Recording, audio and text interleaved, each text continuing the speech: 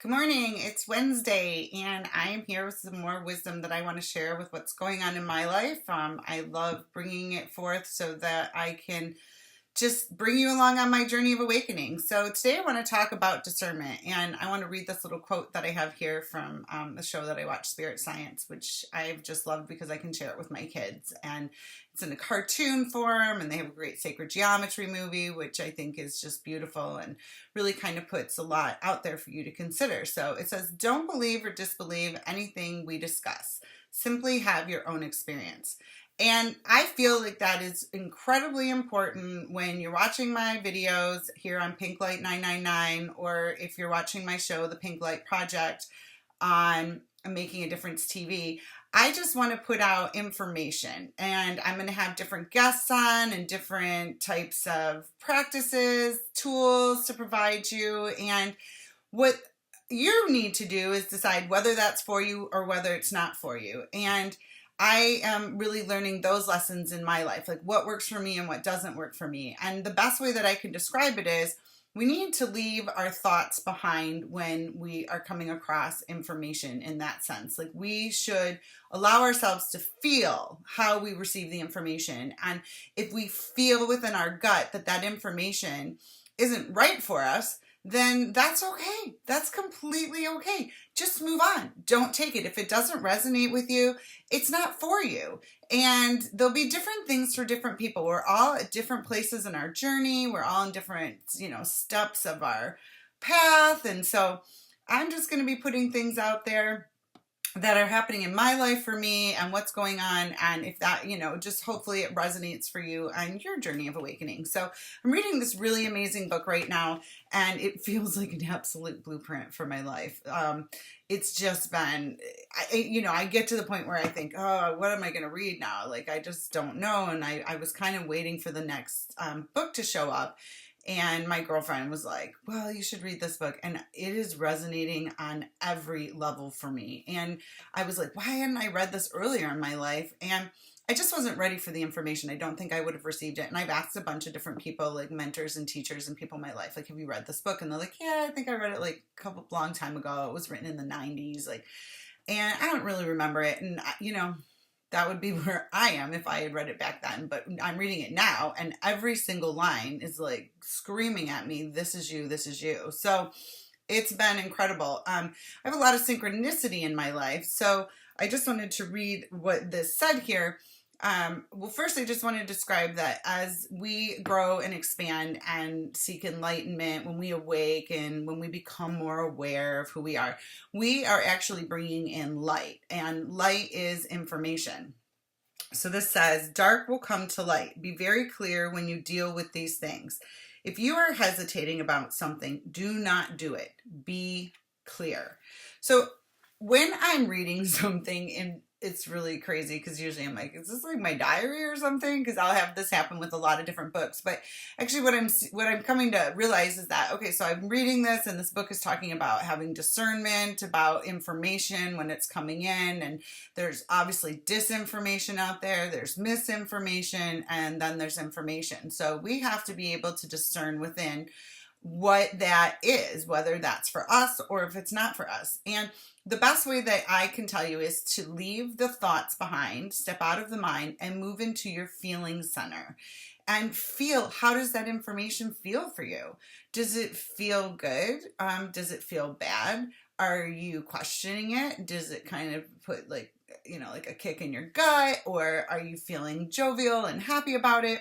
We really need to step into how we feel about things when we receive the information. So in my human design, I'm a manifesting generator, and I just like to use that sometimes as like a guidepost for me. And I realize that when things are brought to me, sometimes I'm kind of jumping on it. I'm like, yeah, I want to do that. I want to do it. I want to do it. That sounds great. Yeah, bring it in. That sounds fantastic. And that recently happened to me. I was asked if I would accept something into my space. And I'm like, yeah, that sounds great. Okay, sure, I'm all in. But as I sat with it overnight, and the more I thought about it, I'm like, ooh, you know what? I don't feel good about it. Like, it doesn't feel right. It doesn't seem like that's for me. And I kind of started to get a little anxiety about it, which is definitely a red flag. Like, whoa, slow down. take a step back. What am I thinking and feeling? Actually, not even what I'm thinking, but what am I feeling about this? And that's our guidepost for discernment within. And once I sat with the information and the request, I was like, you know what? Actually, this isn't going to work for me.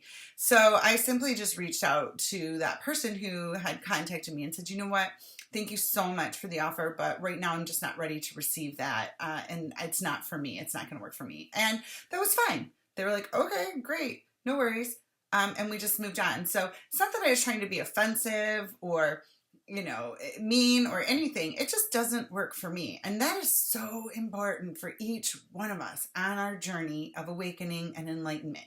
What works for you, keep. And what doesn't work for you, move along. You are not required but to take in everything from your teachers, from your mentors, from your guides, from me.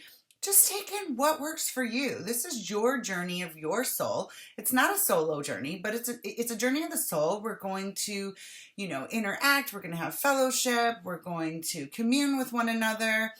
And there's a lot of power in that. But we don't have to take on everyone else's beliefs or disbeliefs. Like maybe somebody disbelieves something and you believe it. That's okay. That's just fine. Whatever. Namaste. Like, go on your merry way. I just think it's so important that we learn to take our power back. What happens is we give up our power when we are allowing other people to control our thoughts or control what we think, or if we're concerned that we're upsetting them if we don't think that the way they think. Oh, well, that's really not what is our journey on this planet. We're meant to come into relationship with ourselves. Everything is within us, and our exterior, our outer experience is just mirroring back what we need to be going through within ourselves. So I'm always going back within. So when I'm reading something like this, and it's really talking about my discernment, it's telling me to be very clear about what works for me and what doesn't work for me. What happens in my synchronistic world here is the universe provides experiences for me then to put it into practice. And I'm not always 100% aware of what's going on. I'm kind of like, whoa, that's weird. I just read about that. And, like 4 or 5 things came up yesterday where I was like, oh, I just read that. Like, what's going on? And that's happening more and more in my life.